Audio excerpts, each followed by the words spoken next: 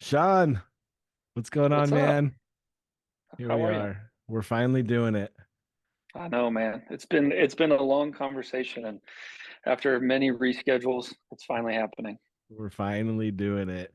What's life in San Antonio today? Is it good weather outside? It was cloudy today. Thousands and thousands of people were here in the quote unquote hill country of Texas because of the eclipse. Oh yeah. And so, about an hour from here, Fredericksburg, there were hundreds of thousands of people. San Antonio, we got like 90 some odd percent totality. But it was cloudy, so we Oh saw the sun no. for probably 4 seconds, and it was fine. It was still cool to get dark and whatnot, but in the middle of spring ball, so life of a college football coach in the spring is A lot of slower, work. but still not slow. Yeah, yeah. Do you just by way of introduction for people listening to the podcast, do you when you go and you're around coaches like at a coaches convention or something like, do you say Sean Davis first quarterback to give Jim Harbaugh his first loss as a head coach? Is that like how you introduce yourself in those circles? I don't, but it is funny, like on staff, everybody has a playing background. I shouldn't Yeah. say everybody. Most guys, have, and you get to telling stories and whatnot. Well, there's guys on our staff that played in the NFL. There's guys on our staff that played, multiple Power Five programs. And here I am from Azusa Pacific, and obviously Michigan's playing in the national championship game and winning the national championship. And I was like, one of the coolest things I ever did in my career was Jim Harbaugh started his head coaching career off with a losing record. Not really because of anything I did. I was just so happened to be the quarterback, but Yeah. that's always a Well, fun you trivia did more than question. I did. And I claim it Yeah, more than you do, probably. a lot of handoffs, a lot of I handoffs. I think about that a lot because I mean, we got used to, Azusa is a great place, but it's rinky dink. Our Oh, little for our sure. little our little stadium, and I just laugh sometimes thinking about Harbaugh having this great college and NFL career and then going, I'm going to get into coaching. I'm probably going to be a great coach. University of San Diego, prestigious university down there in San Diego. This will be a great stepping stone for me. And then week one, he gets on a bus, drives 2.5 hours to our dinky little place, which I, to this day, I was thinking about it. I don't even know what the visitors' locker room was. Right. There wasn't like when we were there, obviously there wasn't one. It was like they used the baseball locker room and where the old gym used to be, like the old rec center or whatever. And I think somebody said that they would just like meet in the little plot of grass outside the building because there was no meeting space. There were like 12 lockers in there. So I'm sure it was, I mean, it was, there's no other way to put it. I'm sorry. It was a shithole. Like Yeah, it it was. was. It was. I just picture him losing that game to us and then getting on the bus and driving back going, "What am I doing?" I'm not Yeah. sure. Yeah. Questioning every life choice. But he turned it around real quick and he did okay for himself. He did. That next year they got after us bad, and I think they only lost one game that year. And Yeah. then I think he was there 2 years, and then he was at Stanford. Yeah. We lost bad to brand new quarterback Josh Johnson, who I think is still in the league. As of last year, he was. I don't know if he Still was this bouncing year, but around. I know last year he played for the Niners in the NFC Championship game. Yeah, wild, wild. Do you have fond memories of playing? Do you miss playing? I I miss being young and in shape. Um, from like what I miss is what we talk to our guys all the time about is you miss the relationships. I miss the locker room. I miss, Friday nights at the hotel, like traveling. Like as a coach, those are some of the things that I enjoy the most is going on the road, being in the hotel. It's just you. Like there's no distractions. It's the Yeah. players, the staff, like that's it. And you're on a you know for lack of a better term, you're on a mission. Like it's a business trip, but it is this mentality of It's us against them. There's a very clear objective, and we're not going to let anything get in the way of that objective. Now, when I look back on the playing days, I miss that, but I miss just the relationships. I miss being around the guys. I miss that shared experience of straining and pushing and pursuing something together. And there's so much adversity in the. I mean, life is adversity, and this is cliche, but I personally have found to be true in my experiences. Like, there's no better teacher for the game of life than the game of football, Yeah. and for a myriad of reasons. And so people don't always want to choose hard. And by playing football, you're constantly choosing the hard, but you get to go through those hard things, those challenging things, and therefore the rewarding things with a group of people that there's no other shared experience like it. I've never experienced anything else like that before in my life. So that is what I miss. Yes, I miss the competition for sure. Um, but it's the relationships and the character development with other like-minded people that you'll never find that again. Yeah, yeah. I've been thinking a lot about that time in my life and things that I learned and things that I regret from that time. Mm, And I think the number one thing that I've come to terms with is I just wanted to be around my teammates. Like I yeah. was having so much fun. I really didn't enjoy playing football. Hmm, And so I think about that time in my life and like I was working hard enough to not get in trouble and working hard yeah. enough to like be Yeah. part of the guys, Hmm. but I never excelled because I didn't really enjoy the game Right. because that other part is so can be so strong and so valuable. No, 100%. Like I remember certain plays of certain games. And I remember certain play calls because it just your mind is weird like that. And being a coach now, like it's always been my mind has kind of always worked that way. But to your point of like your senior year, my junior year, when we lost in the semifinals, I was super emotional. I was not emotional because we lost like I was emotional because we lost, but that meant, and the emotion came from the fact that that group of people was never going to be together ever again, Yeah. ever. And that's the beautiful part about it is every year, especially, I mean, this is a whole nother conversation, but especially now with the transfer portal and all these kinds of things, like, the coaching profession is transient in and of itself. But, back in those days, as we're a little bit older now, like that wasn't, as common. And so that is what I treasure and what I hold with me and carry with me were those experiences with those group of guys, with you and our roommates and our teammates and all of that. Like that can't be replaced. And it was some of the best times of my life. Yeah. Your coaching journey has been interesting, man. You I mean, it's interesting because when we were at APU together, you got a ministry degree and I got a PE degree to coach, and now I'm in ministry and you're coaching. I That's still right. think we should petition the university to just swap them. That would Um, be awesome. It wouldn't do but anything for me. Maybe it would do something for you. I don't know. I mean, you started almost at the bottom of where you can Yeah. start. JV high school football. Was it Freshman. It was freshman. freshman football? Yeah. You were doing ministry at the time. Did you start coaching because you wanted to coach, or did you start coaching because, hey, this is part of the ministry I'm doing? I get to meet a bunch of kids. Was it a conscious decision of, oh, I want to try this coaching thing, or was it just part of what you were doing?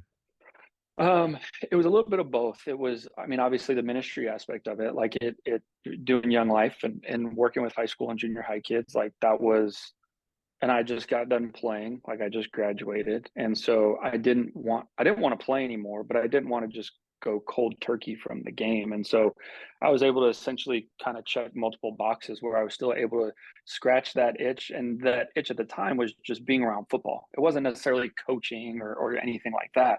Like I want to coach, it was I want to still be around football. And this is the best way that I can do my job and still build and develop relationships and be known in the community, and over time, over the next 3 to 4 years, That's not true. It wasn't the next 3 to 4 years. There was very clearly a catalyst, and it was when our mutual friend, one of my closest friends, Dave Canales, when he got hired at the time at USC For five by Pete minutes. Carroll. Yeah.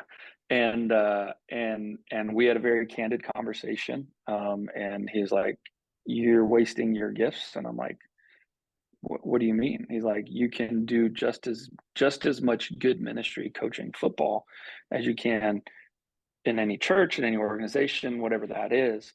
He's like, "But you're a coach, and you should think about this." And at the time, I didn't want to. I loved Young Life. I still love Young Life, but I loved doing Young Life. We loved where we lived, the community, all that stuff, and I just could not get this inner turmoil. Like, I could not solve it. I couldn't put it to bed. And a span of 3 4 months, like my passion and my goals changed very clearly, and that went from wanting to do ministry to wanting to pursue coaching, specifically collegiate coaching, and eventually maybe the NFL. I don't know. Now, fast forward all those years, my goals are different, still in coaching, but that was kind of how it unfolded itself. And so I stopped coaching high school ball. I started coaching junior college ball, still in LA, because we didn't necessarily want to move at the time. And at that time, that was the best way to get to know college coaches, because you're still recruiting. So you're still kind of building that muscle, developing that skill, and gaining that experience, and building a network of college coaches because they're coming to recruit your junior college kids. So that's kind of how this whole thing played itself out. Yeah. Is it, if you read any head coach's biography, and I think this is true of a lot of different things because I found this to be true of musical composers that I admire. Yeah. There's no one path to get to where you want to go. Obviously, Dave Canales, who we both played with, had like a rocket ship kind of lucky mixed with he's really good path Yeah. that's led Yeah. him literally all the way to being a head coach in the NFL right now. But you can't really look at that and duplicate it because it's about relationship, it's about all those things. Talk to me about that. How do you set out at all to form Hmm. a plan to get to where you want to be? Um, yeah, my story is unique because I was doing something else, and not that I was doing something else, because there are certainly hundreds of guys in this profession that started out doing something else and then got into coaching. I had started coaching. I was coaching high school, but I was doing ministry, and that, I think, is an abnormal job to begin with anyway, ministry. Yeah. And then to transition into coaching. And everybody that I talked to was, reach out to your network. Well, I did not, like, playing at Azusa, like, that network was very small because, being a smaller program, like, the number of full-time coaches that they have, the number of just the staff itself was very small. Right. Therefore, that network was very small. Um, and so I just kind of, like, the reason I got on coaching JUCO ball was because of a teammate from APU, Shandon Silva, who's still a junior college coach in Southern California. So it was my network, but my network was super tiny. So I really had to hustle to build a network. And then, to be quite honest, like, the first job I got was a totally random connection that ended up just playing out in my favor, and it worked out to where we were able to take a job at an FCS school, and that led us out of state. And then from there, we got let go. We got fired, which is the reality. Is Yeah. Bruce Arians, the retired coach, said there's two kinds of coaches. There's ones that have been fired and those that will be fired. So you know what you sign up for. Doesn't mean it's easy. So we got fired, through another kind of random connection from SC back when Dave Canales was there. A guy named Justin Mesa. He was at the University of Wyoming. He got my foot in the door there. I went there. Two guys I worked with at Wyoming knew a guy that at the time was at UTSA, who hired me at UTSA. That's Jeff Castle, who's now with the Tampa Bay Buccaneers. And then the head coach at UTSA got let go. And the new head coach, Jeff Traylor, I had known because when I was at the FCS school, he was a high school coach and I signed one of his players. So it's all kind of it always comes full circle, and your network is constantly growing and expanding. Um, it's similar to every other profession. Is starting out, you're not necessarily getting jobs based on merit. You're getting jobs based on relationships, and then Right. you reach a certain level where those jobs you will start to get based on merit. Um, and so it took me, I mean, it really and truly, it probably wasn't until about 2 or 3 years, 3 or 4 years ago, where I'd kind of reached the level because of my network that I could get a job based on merit. Right. Um, but it's all network based. It's all network driven. And then quite honestly, a lot of it is luck that if you're lucky enough to go someplace that already has good players, then you can kind of catch lightning in a bottle and parlay that. Yeah, it's similar, but it's very different from other professions in that your entire career, your salary, your everything is dependent on the performance of 18 to 22 year olds. Yeah, yeah.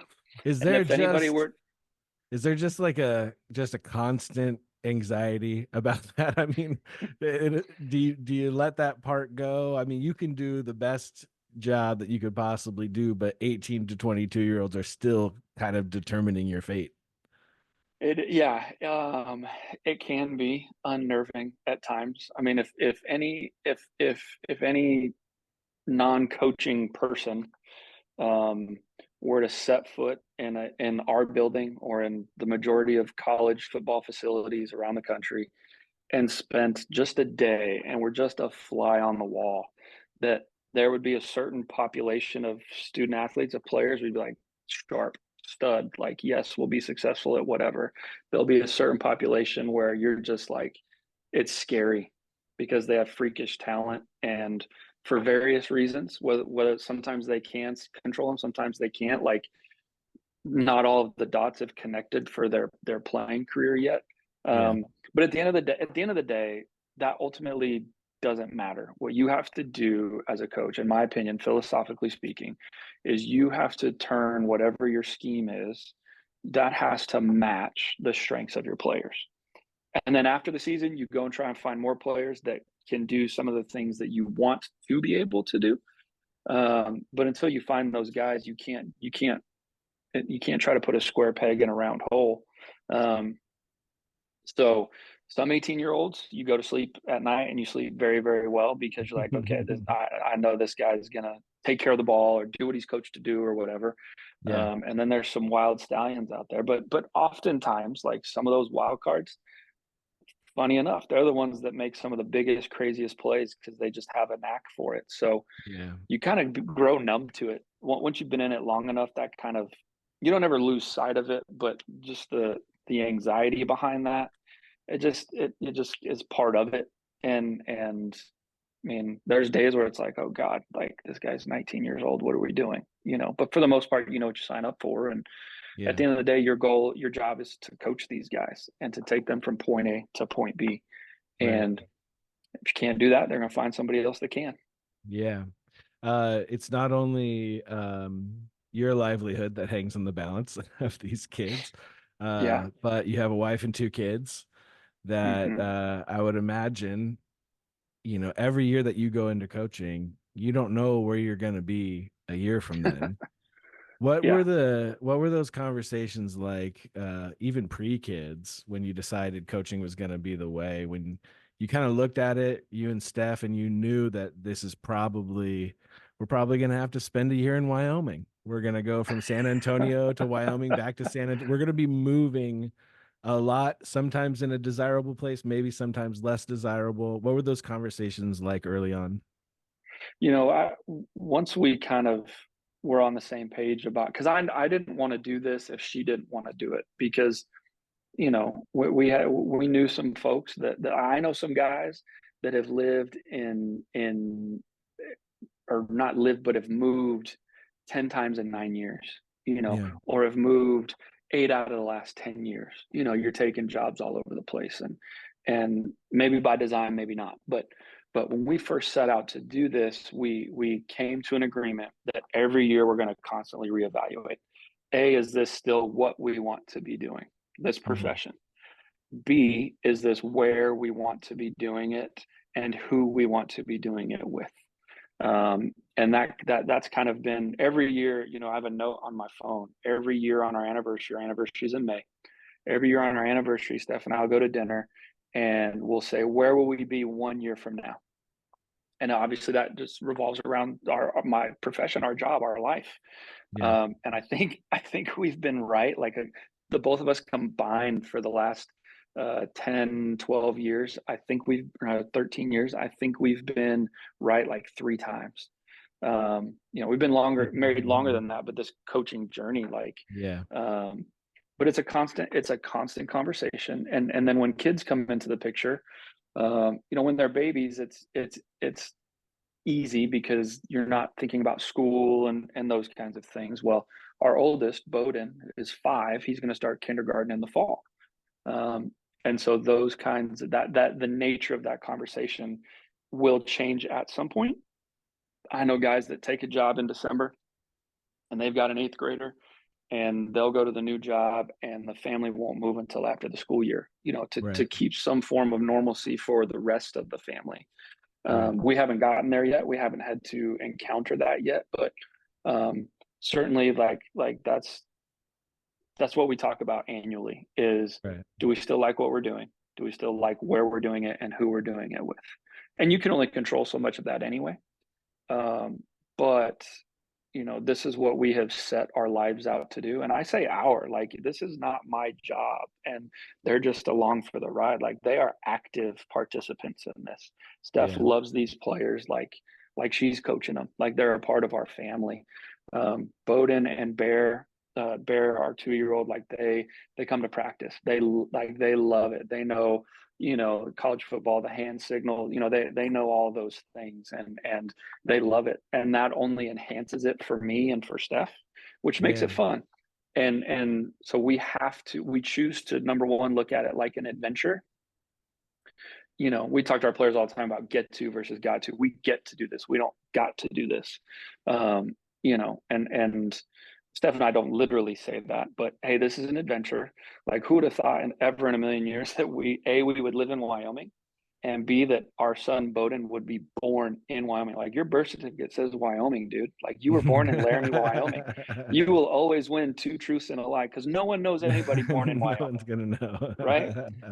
Yeah, there's Um, only like 20 but kids yeah, born a year it's in Wyoming, I think. It's like 20 kids. uh, he was born on January 5th, and he was the second baby. He was only the second baby born that year, five days in. So, That's awesome. um, yeah, but it's the way we go about it is what suits us, Yeah. because we've chosen to go about this journey together, and that's how we're going to roll. Yeah, I mean, we played for coaches in college that were all about their families coming out and hanging out with us and being Yes. part of practice, especially at the end and stuff. And now you work for a coach that's all about that too, it seems. But not every coach is like that. Um, in this journey of working your way up the college coaching ranks, is fit for your family just as important as going up? Uh, for me, Or yes. maybe not yet, is what I'm saying. Will there come a time, or is that time now? I don't, to be honest, I don't know. Like, I don't have an arbitrary date or when Bowden gets to this point, or, I have to reach this goal before it's very fluid for us. And I think partly because of our faith, like, I'm not going to pretend to know how God works. I don't. Um, what I do know is that in my soul, in my core, I know that in some form or fashion, like I feel like I need to be around the game of football. It's what sets my soul on fire in a good way. Um, and so our goals, our values are constantly changing. Pre-kids, hell yeah, let's go wherever. Like let's chase logos and let's do that. And that's not a bad thing, like at Yeah. all. Um, Once Bowden was born, it didn't change a whole lot. It more became about like where can we live and who can we work with that is pleasant, that is good, like value systems. When Bear came along, like that part of it was only enhanced. And so now it ultimately turns into how can we balance those things? Because you're going to make concessions no matter where you go in this Yeah. profession. Like you might work better hours someplace, but you might make less money, or you might not live someplace that is super desirable. Like nowhere is going to check every box. Like there's no perfect job in any profession, but especially in college football and college athletics, professional athletics in general. So how can we strike the balance of the best balance that what is important to us? Sure. Will there come a time where those things have to change? Yeah, probably, but I don't know when that is. I'd love to be able to say that, in 3 to 5 years, I'm coaching for someone, whether it be college or NFL, that like I could see myself being with for a very long time because of the job, the person, the culture, the pay, like just all of those things. But Yeah. that I don't know that that job exists for anybody. Yeah, sure. We've talked about how every journey is different, and it's a lot of luck. It's a lot of who you know. It's a lot of timing. It's a lot of those things. How do you measure success individually as a coach? Obviously, there's wins and losses for a team, there's things like that. But how do you navigate that? Are you able to like sit back at the end of the season and go, I was successful this year? How are you able to manage those thoughts and feelings? That's hard. That's difficult for me personally. Like I don't know that I have a concrete answer. Like obviously wins and losses. Like did I do my job and do my job well based on my opinion and how I would measure and value that? Mhm. Um, how did my players play? How did our offense play? How did our team play? Um, and then from there, I think it's what kind of potential opportunities are created um, that interest you, because there will always be opportunities that are created that are not of any interest to you. Mhm. Um, and so I would say for me, that's probably how I would gauge that. But I one of the things that I've wrestled with recently is like we always talk about like creating value. How can you create value wherever you are? Well, so many times we tie that value to our personal value, and that's Mhm. that's an age old question for every human, and that's something that everybody wrestles with. Um, and so for me, it has become far more, like I mentioned, just from a career standpoint, like it's become far more values based. Like, hey, am I still creating value for myself in this place? In terms of what is my role here? How am I increasing things? Um, and then am I still do I still feel challenged here? Do I still see room for growth? And if not, can I create an opportunity for myself to continue to grow? Because I still want to climb the ladder, Yeah. but not. But the question in my mind constantly is at what cost? Like, what are you willing to give up? Yeah. And I don't know the answer to that right now. And I think I would only know the answer to something like that is if it really came along and I had to entertain that. And there were a couple things in the last couple months where um, I was talking to some people about some different jobs and those kinds of things, and they didn't pan out. But each of those came with its own set of unique challenges that were both really exciting. Yeah. And also like, okay, there's certain concessions that have to be made here, which isn't a bad thing. So um, as I ramble through this, No, it's it's all I good. don't I don't have a concrete answer for that. Yeah. I'd love to be able to say like, hey, we went 9-4 last year. We won our first ever bowl in program history. Like, hell yeah, it was a successful year. But it doesn't always work like that. A plus in this profession, A plus B does not always equal C. Yeah. And you have to always bear that in mind because people are constantly getting hired and fired for things they can and cannot control. And so, how I can maintain my sanity and continue to enjoy this job, this ride is values. Are those values still being matched? Am I still being challenged? And do I see a future for myself in this place? Right. Yeah, it's funny because, it's really easy on the surface to go, we went 9-4, this happened, this happened, this happened. But you dig down deeper and you go, man, you had multiple quarterbacks ready to play. You didn't have one Yeah, guy the whole, you know what I mean? Like yeah, there were wins inside of there, but you're still judged on the 9-4 right. collectively as a coaching group. Nobody really cares. Yep, exactly. Sometimes. People don't. They don't Yeah. like.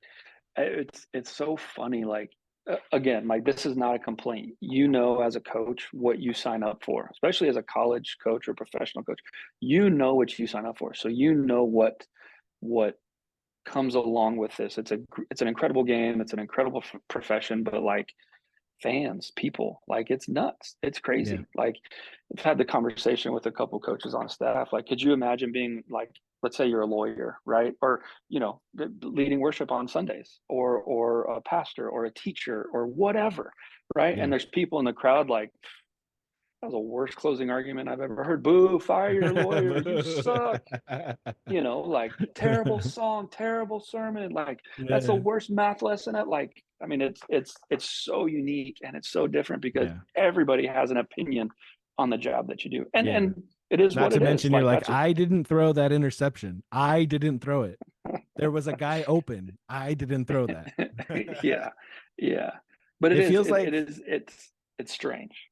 like the moral of the story is you just constantly, and by you I mean you and Steph, obviously as a unit, you just constantly have to stay in the headspace of priorities and clarity of making the right next choice. Absolutely. And We don't know what it's it we funny. don't even know what the choice is going to be, but we're just whatever the next choice is, we're going to try to make the best one that's best for us. Yeah. Yeah. I like last year, I would tell the last few years when I was coaching quarterbacks, I would tell them, like, make the next right decision. Yeah. Number one is covered. What's the next right decision? Number two, or it's a bad snap. Do I pick it up? Do I fall on it? Make the next right decision. I'm scrambling. Can I get positive yards? Do I need to throw it away?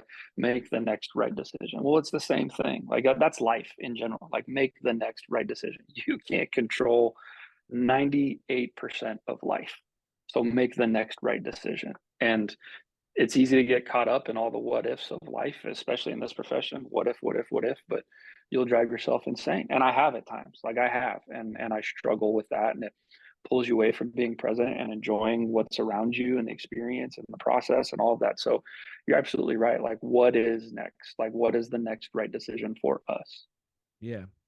What are your goals moving forward, long term, short term?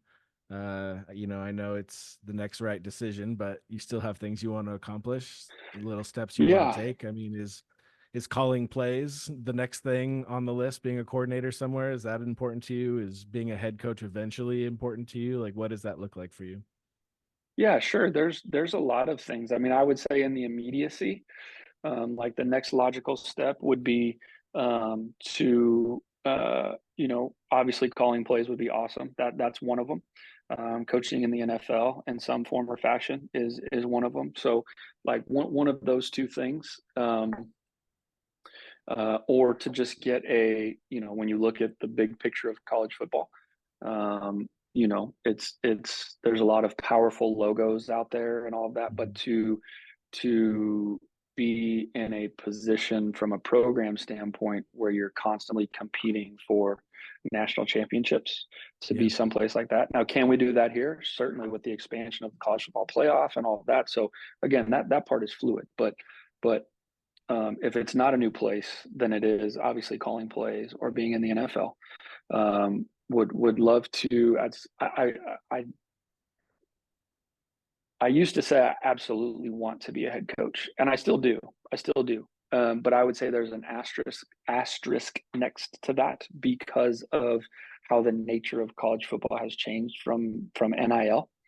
Mhm. Um, and depending on where you are, like, your head coach, your head fundraiser, your head this, your head that, like, you wear so many different hats. And that's the nature of coaching anyway, right? But um at some of these G5 group of five programs, some of these coaches, like, they're only doing actual football for like 3 hours a day. And then it's media, and then it's fundraising and events and all of that. And again, that's part of it.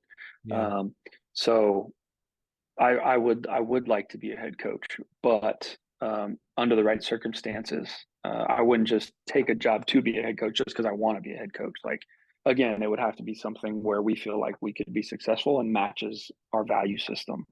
Right. Yeah. I want to pivot to a little bit about God and religion and spirituality and those things, because that's a big part of why I started this podcast. Mhm. I'm interested. You mentioned earlier about what Dave Canales said to you about you can do just as much ministry in coaching, be just as much of a positive impact and stuff like that.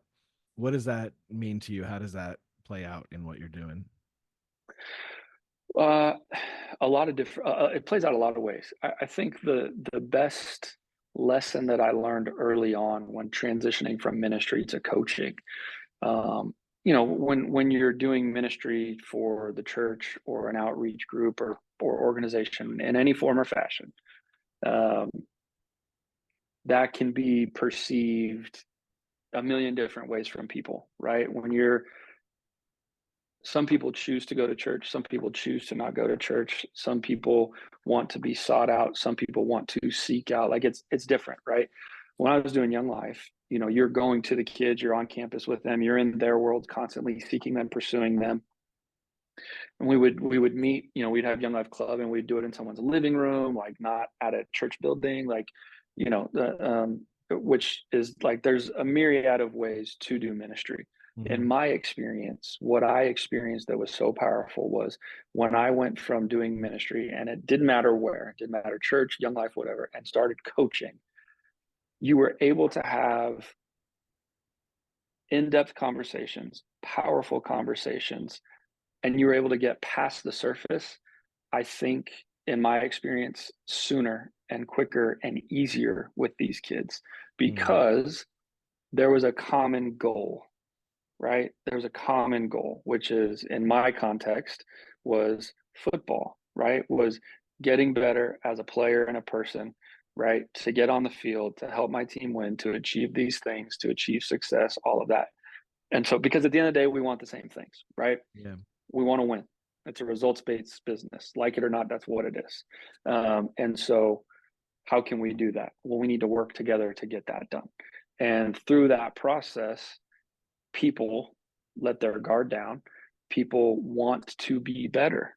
They want to be a better player. They want to be better at this. And through that process, as you get to know kids, players, you want to know what makes them tick. So you're asking in-depth questions, you're asking leading questions, and you're trying to help them get from point A to point B. Well, you're coaching. I just believe you're coaching the person. You're not coaching the player. You're coaching the person because they're going to play yeah, college football for 4, maybe 5 years, and then what? They're going yeah, to be husbands, fathers, coworkers, all these things. So you're not just teaching how to run a curl route. You're not just teaching how to read cover two, how to change and protect, whatever. Like you're teaching them how to be good humans, how to be a good human, how to be a good football player, how to be a good student, how to create these skills and develop these skills. And so, far more, I should say, just from a volume standpoint, I wouldn't say the level of impact was any different, but just the yeah, sheer number of conversations, maybe not lives changed, but conversations and experiences. Um, it's I saw more of that and experienced more of that once I stepped into strictly coaching as opposed to ministry plus coaching, because yeah, ministry was the driving force, and now in coaching it's football, it's performance, it's this, and you get to do that in a bunch of you get to lead kids and help people grow in a bunch of different ways. yeah. In college coaching, I mean, if you assume that you're recruiting a kid for like say 2 years, starting his junior year of high school, and then you land him, he comes to your spot, like you have, it used to be, I suppose, or it still could be, that you have influence over a kid like that for like 6 years of their life, right? Like you're recruiting them, you're getting to know them, they come, you're there with you for 4 years, you get to speak into their lives. Is the NIL thing kind of a bummer on that situation? Is there more turnover? Like you don't know if you're gonna get that time with guys, you don't get that time with guys, the Yeah, priorities there's change, all those things. yeah, for sure, but it's beyond NIL. Like the coaching profession in and of itself in the last 10 years has changed immensely. Like the money's insane. Like Yeah, at the higher levels, the money's insane. Therefore, the job security is insane, meaning yeah, it's like that hired and fired in the same year. So that lifestyle has changed. Therefore, there's constant movement. Then you add the transfer portal to that for kids, and then you add NIL to that. And so all of those things just compound on top of each other. And um, so you are recruiting kids for these for 2 to 3 years. Um, it is unique because let's say you recruit a high school kid for 2 years and he goes someplace else for a year or two. Well, you're still gonna not recruit. You can't recruit the kid, but you still have that level, that type of relationship. To where Yeah, if they want to hop in the portal, well, they'll remember that relationship, and then you can sure. revisit it a couple years later. So it is it the nature of it is different. In good ways and in bad ways. Like the reality of you coaching the same kid for 5 years, that ain't happening. Either because Yeah, of them going on the portal or you getting another job or you getting fired. Like right. the reality of that is like that used to be the norm and now that is like the absolute exception. Yeah. Well, it's kind of funny because I used to, when you coached um, at Pasadena City College, I remember thinking like, man, how do you how do you meld a team like that together in 1 year when you have guys for 1, 2 at most years, and Yeah. everyone just wants to get out of there. Like once Yep. you go to JC, all you want to do is leave, and it kind of feels like it's the same vibe, like a little bit different because Yeah. UTSA is a landing spot and you've had success there and stuff like that. But it could be that every year you're trying to meld together 50 new guys and 30 guys left and like all this stuff. It kind of seems like they've gotten closer together, the JC and the D1, than it used to be. For sure. Yeah, because of the portal and more so because of the portal, which NIL like players should be paid. They absolutely should be paid. They deserve it 100%. Um, but because of the portal, NIL is getting crazier, which is only making the portal crazier, which it's constant, this constant back and forth between those two things. So they've only made the game, let's say, more fluid Yeah. for players, and it was more fluid anyway because of the coaching profession, and now you add the players here. So, JUCO wise, you get a kid for 1 to 2 years, maybe three if he wants to redshirt. So Right. you are working on a much shorter timeline. Right. Um, I think just practically speaking, in my world, what is different is like the number of hours that we get with them versus at a junior college because we have the infrastructure and the support system here through um, strength staff, academics, housing, um, our nutritionists, our staff, like all those things. Like we surround them with Yeah. so many more people because we have the resources to do that. So you're able to go, even if it's only 1 to 3 years at this level, you're still able to develop and help them grow. I think on an accelerated pace compared to junior college. Yeah. Man, that was smooth. You've said that to a lot of recruits, that sentence right there. That I sentence mean, came I out came up real with that on the nice. spot right there. That sentence came out real nice, like you've said it before. Maybe.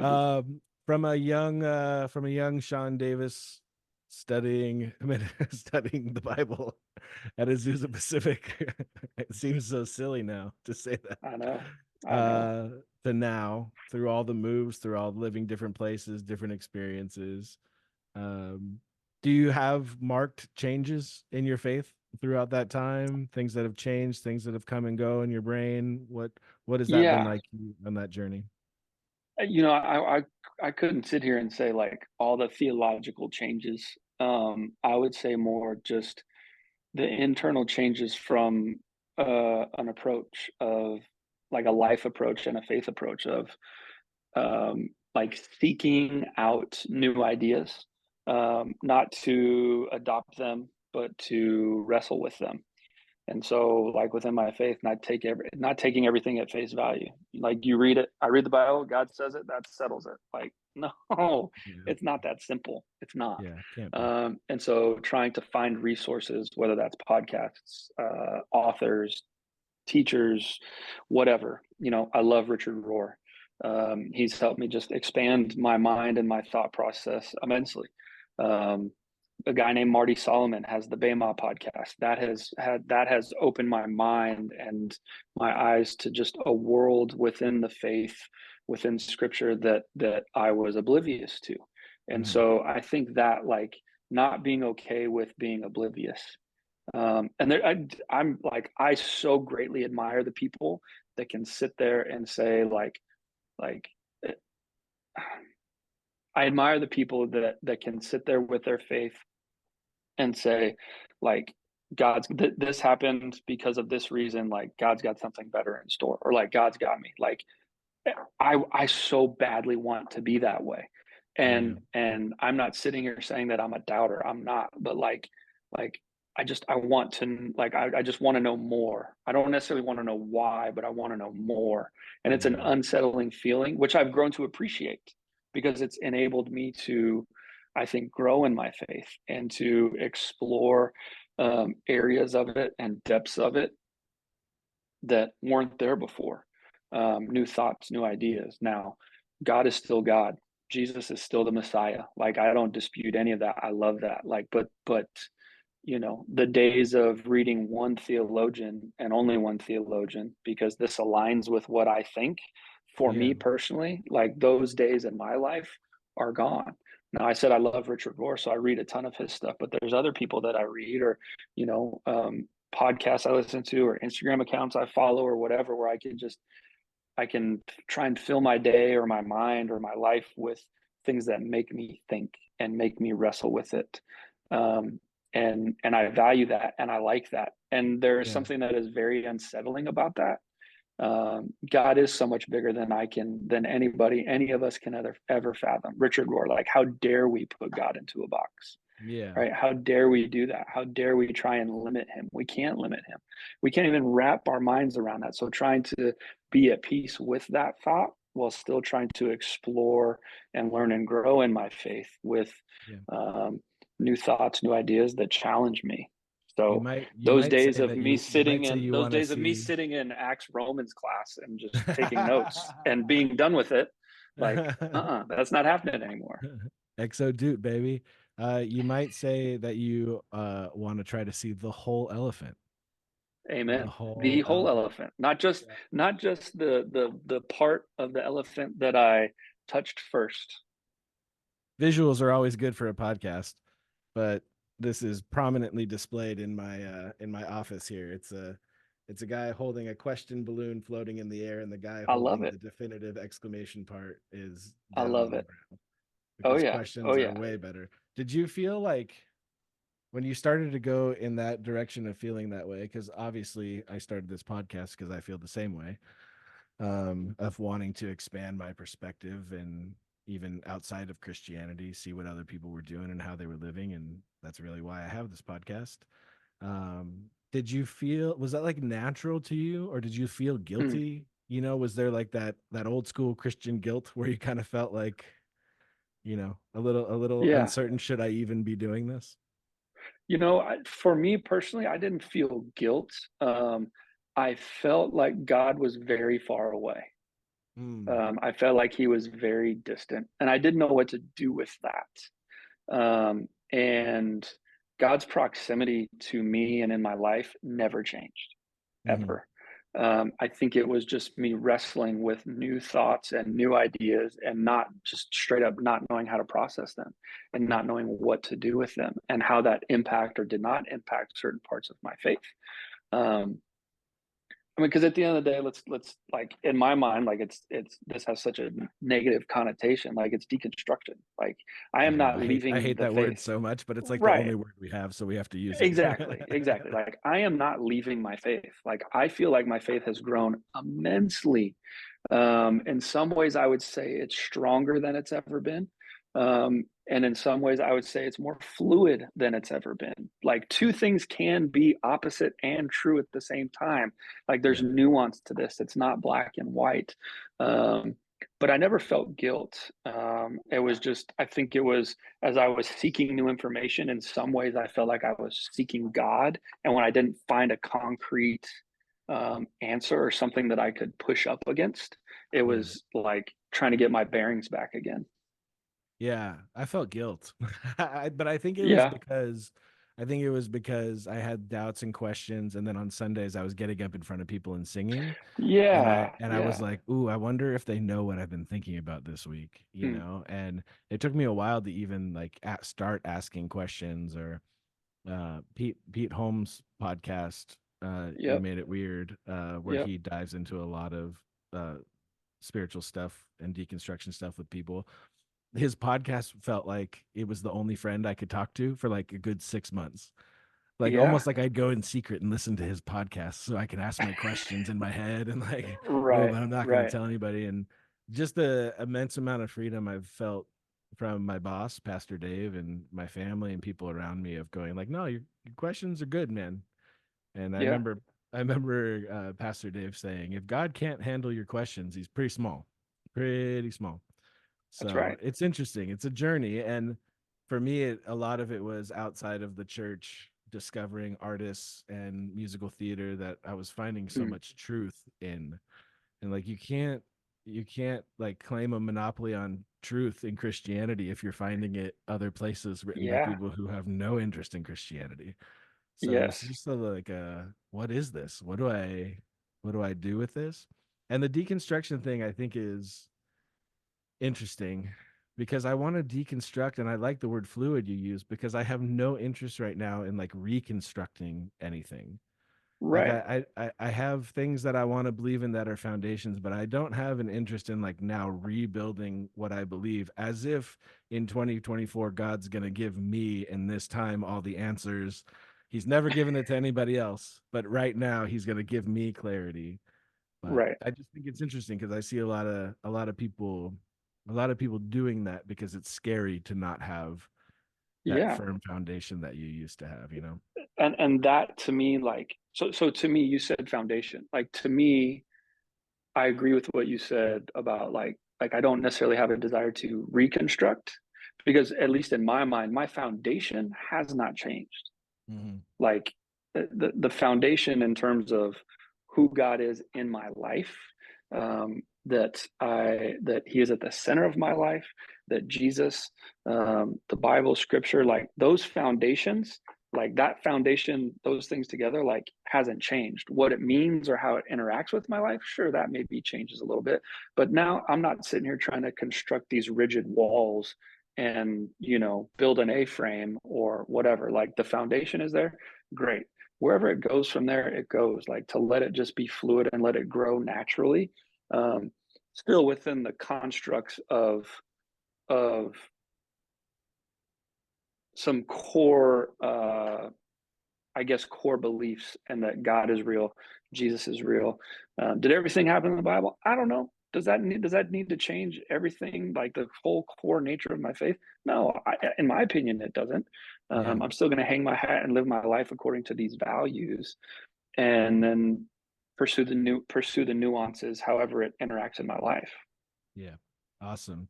Well, dude, I so appreciate you doing this, man. Yeah, Usually this man. is the time that I say, how do we follow your journey?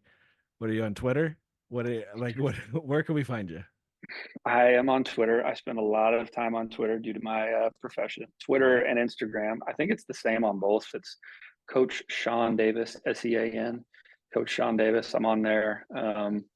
So a lot of DMs with 18 to 22-year-old high school football players trying to recruit them and interact with them. But yeah, I'm on there. If you want to check me out, see what's going on in the world of football, Awesome, man. Send my love to Steph and the boys, and I I appreciate you, will. bro. Love you. Appreciate you, man. Love you.